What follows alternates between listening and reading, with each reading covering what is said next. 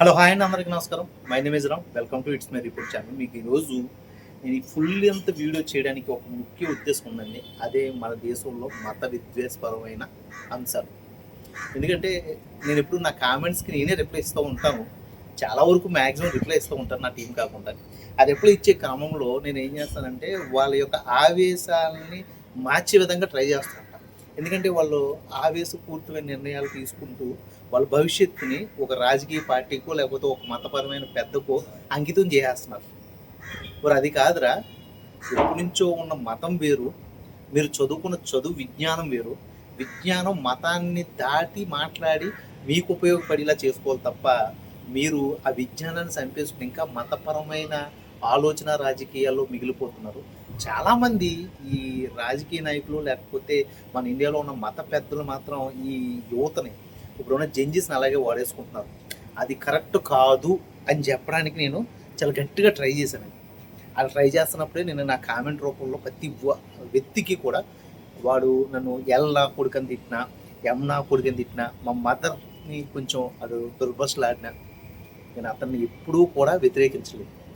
Sir మీరు కరెక్టే, but మీ ఆవేశపూరితమైన మాటలు నేను తీసుకుంటున్నాను, కానీ నేను తిరగేయట్లేదు. కానీ మీకు మాత్రం నేను చెప్పాలనుకున్నది ఈ విధానంగా సార్ ఇది ఒకసారి అర్థం చేసుకుని మాట్లాడండి.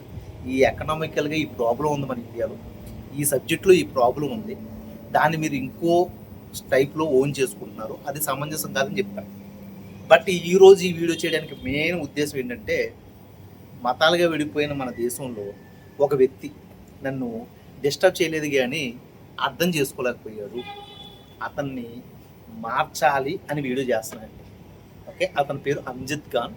నా ఫేస్బుక్లో అతని ఫేస్బుక్ ఉంది, ఆ ఫేస్బుక్లో అతను లాక్ వేసుకున్నాడు. అయితే ఇతను ఎక్కడి నుంచి స్టార్ట్ అయ్యాడు, నాతో కామెంట్ రూపంలో తిరగేయడం, ఆర్గ్యూ చేసుకున్నాడు. నిదా ఖాన్ అనేసి టీసీఎస్ కంపెనీలో ఒక వ్యక్తి ఉంది, ఆవిడ మతపరమైన ఇబ్బందులు పెడుతుందనేసి ఆవిడ మీద దాదాపుగా 8 మెంబర్స్ 10 మెంబర్స్ కేసు వేశారు. ఆ తర్వాత ఆవిడని టీసీఎస్ డిపార్ట్మెంట్ ఇమీడియట్గా సస్పెండ్ చేసింది. మీకు మహారాష్ట్ర పోలీసులు ఆవిడని గాలేస్తూ ఉంటే చాలా రోజులకి దొరికింది ఆవిడ. తర్వాత ఆవిడని తీసుకెళ్ళి అరెస్ట్ చేశారు. ఆ తర్వాత ఏమైందో మీ అందరికీ తెలుసు. బట్ నిదాఖాన్ని అరెస్ట్ చేశారు.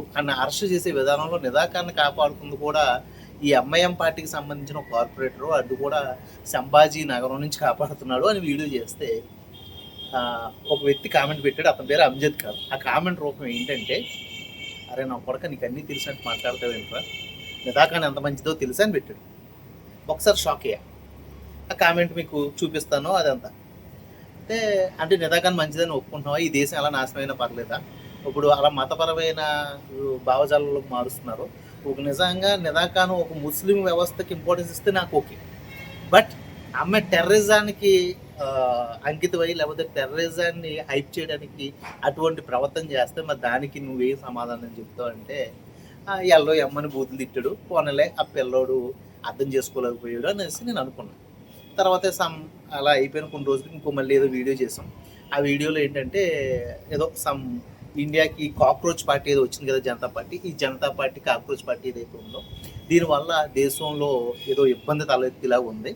ఇది నిజంగా జనాల నుంచి పాపులర్ అవుతున్న పార్టీ అయితే నేను అనుకోవట్లేదు. ఎక్కడో ఉండి డిజిటల్ మీడియాని కంట్రోల్ చేస్తున్న అమెరికా లాంటిది ఇలా మన దేశంలో చిచ్చు పెట్టడం చేస్తుంది అంటే, అరే నా కొడక నరేంద్ర మోడీ గారి కాల్ నక్కరా లేకపోతే కాల్ పట్టుకో ఇవన్నీ ఇతను తిరుతూ మొదలెట్టాడు. ఏంటి బాబు నువ్వు ఇంకా మారలేదా, నేను అడిగిన క్వశ్చన్కి సమాధానం చెప్పలేదు, అప్పుడు నేను ఏం క్వశ్చన్ ఇస్తానో దానికి సమాధానం చెప్తావా అని అడిగాను. లేదు నువ్వు దొంగ నా కొడుకు ఏం తిడుతున్నాడు, అయితే చెప్పు నువ్వు ఎక్కడ ఉన్నావు చెప్పు నేనే వస్తాను నీ దగ్గరికి అని పెట్టాను. బాబు నువ్వు ఎక్కడ ఉన్నావు అంటే టోలీ చౌకీలో ఉంటాను రా అని పెట్టాడు. టోలీ చౌకీలోకి వచ్చి అంజిద్ ఖాన్ అని పిలిస్తే పలుకుతావా, అది కాదు కదా, నువ్వు కరెక్ట్గా అడ్రస్ అయినా పెట్టు, ఫోన్ నెంబర్ అయినా పెట్టాను, పెట్టడం లేదు.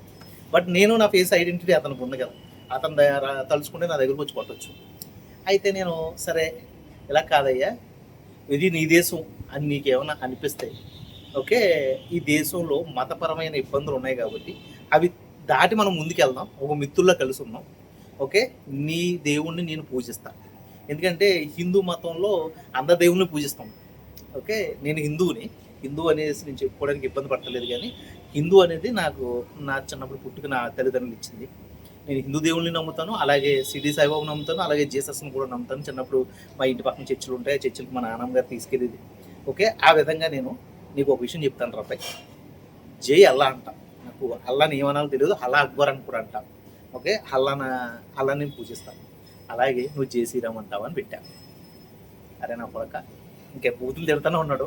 అరే నా కొడక, నేను అనను రా అన్నాడు. ఓకే, సరే వద్దు, మనందరం మిత్రుల్లో కలిసి ఉండకపోయినా కానీ ఈ దేశ జాతీయ జెండా కింద బతుకుతున్నాం కాబట్టి అందరూ సమానమైన విషయం అయితే తీసుకుందాం. ఈ దేశ జాతీయ జెండాలో మనం అందరూ ఒకటే కాబట్టి జాతీయ జెండాకైనా గౌరవం ఇవ్వను. నేను ఎవరు అన్నాను, ఎందుకు ఇవ్వు అన్నాను. దేశ జాతీయ జెండా గురించి చెప్పరాను అంటే నేను ఏదో కామెంట్ రూపంలో పెట్టాను. ఈ దేశ జాతీయ జెండాకి నువ్వు భారత్ మాతాకి చేయను, జై హింద్ అని అనమంటే ఏం పెట్టాడంటే కాషాయ జెండాకి నేను జై హింద్ కొట్టనురా అన్నాడు. దేశ జాతీయ జెండాలో కాషాయం ఉంటుంది కానీ కాషాయం మాత్రం జాతీయ జెండా కాదయ్యా.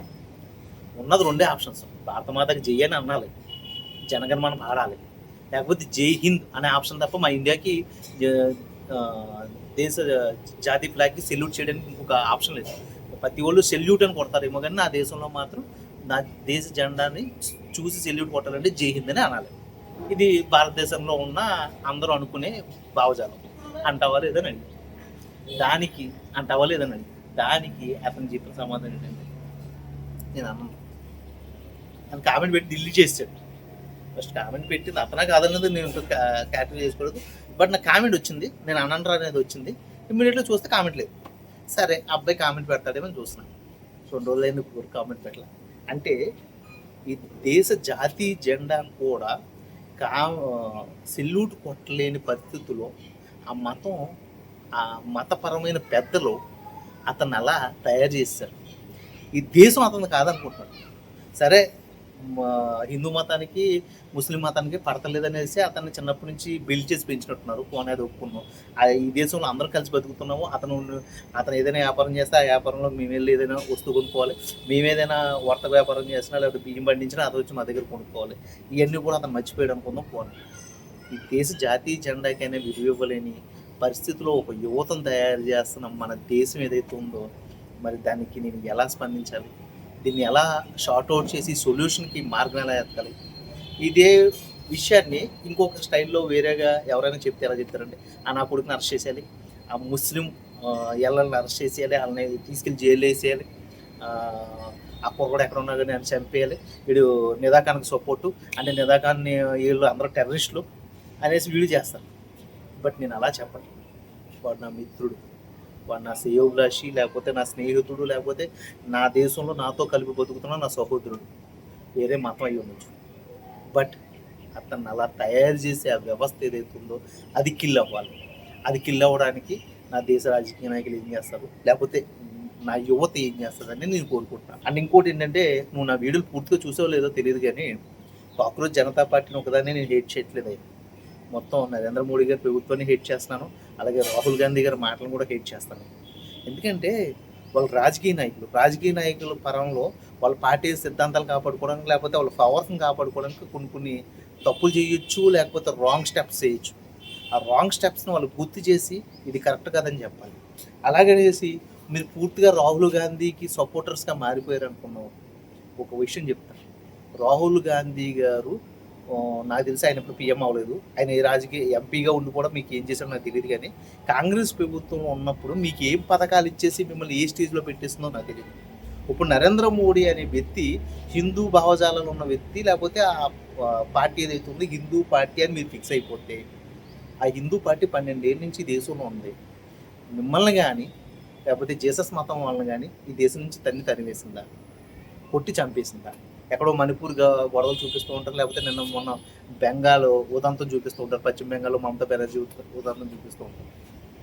ఇదంతా కూడా ఒక ట్రాష్ నీకు తెలియదా?